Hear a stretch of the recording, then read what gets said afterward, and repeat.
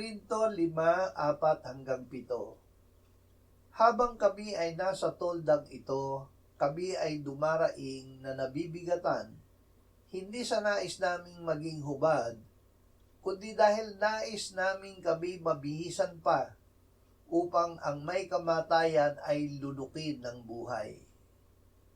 Ngayon, ang naghanda sa amin para sa bagay na ito ay Diyos, na nagbigay sa amin ng Espiritu bilang paunang bayad. Kaya't kami laging nagtitiwala, bagaman nalalaman namin na samantalang kami ay nasa tahanan sa katawan, kami ay malayo sa Panginoon.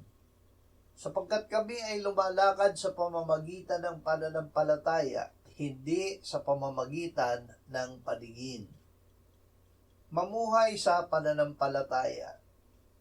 Maraming bagay na kailangan nating gamitin ang ating mata para makaiwas sa masama. Kung makita natin na may mabilis na dumarating na sasakyan, hindi tayo tatawid hanggang hindi ito nakakalampas. Ngunit sa ating relasyon sa Diyos at sa Kanyang mga ginagawa at gagawin, kailangang mamuhay tayo sa pamamagitan ng pananampalataya, hindi sa paningin. Tayo ay makakaranas ng kapigatian, ngunit sa pamamagitan ng Diyos at sa Kanyang kapangyarihan, ito ay ating mapagtatagumpayan.